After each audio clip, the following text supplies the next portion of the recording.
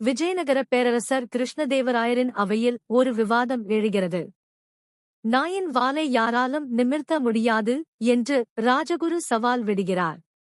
உடனே மன்னர் ஒரு போட்டியை அறிவிக்கிறார்.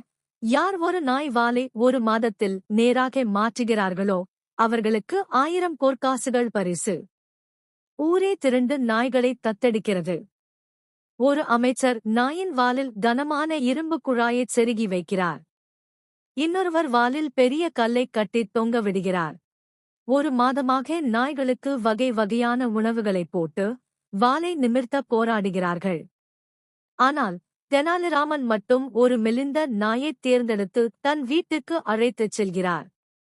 ஒரு மாதம் முடிந்தது. அனைவரும் அரண்மனைக்கு தங்கள் நாய்களுடன் வருகிறார்கள்.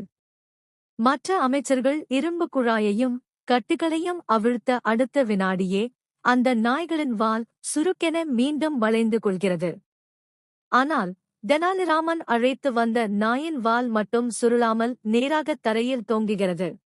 மன்னர் வியப்புடன் கேட்கிறார், ராமகிருஷ்ணா, இது எப்படி சாத்தியம்? தெனாலிராமன் சிரிக்கிறார்.